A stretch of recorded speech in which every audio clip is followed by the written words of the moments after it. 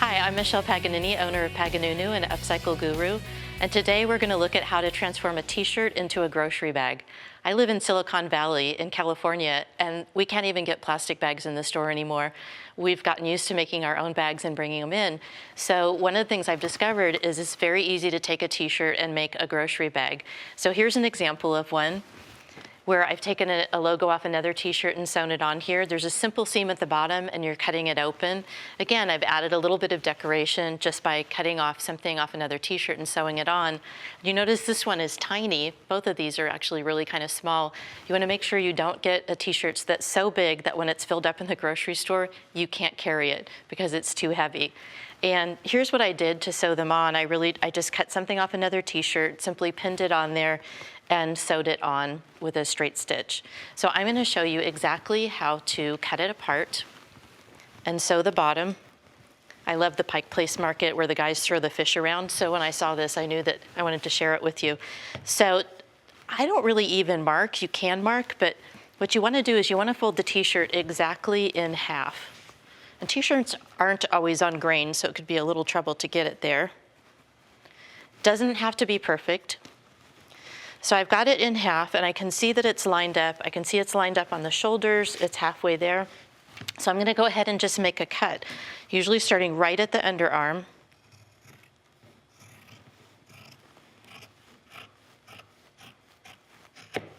Set that aside, and then I'm going to make a cut going down the middle to make the handle. So the handle probably needs to be about, what would that be, about 3 inches wide. You can make it a little bit wider. And just cut right down, and you need to go down enough that you're able to get the groceries in. So unfortunately, I'm going to cut Seattle off on this.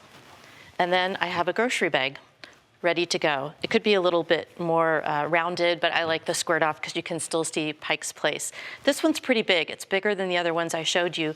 So I think I would actually go ahead and cut it a little bit shorter because it's unlikely, and again, I'm going to fold it to do that. It's unlikely that I'm going to be able to carry groceries in it with it being that big. The great thing about knits is that they don't ravel, so you don't need to hem it. You can just take it over to the machine.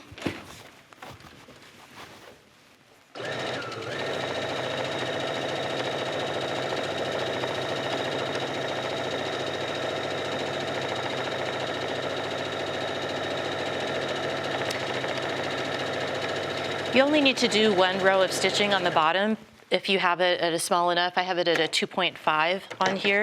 That actually holds pretty well. You could do a double stitch if you wanted to, just to have it be a little bit stronger. In my experience, they're fine with a single stitch. And that's all you have to do. You don't have to do any more finishing than that because it won't ravel. And they're stronger than you would think. I've carried heavy groceries, and it works just fine. So that's how easy it is to do a grocery t-shirt. And the great thing about it is you're keeping the t-shirts out of the landfill. It's fun when you bring these in because the shoppers all turn around and say, "Where did you get that?" And you get to have bragging rights and say, "I made it with my t-shirt." I think it would be a good fundraiser for a school as well to get together and make these simple with 1 seam.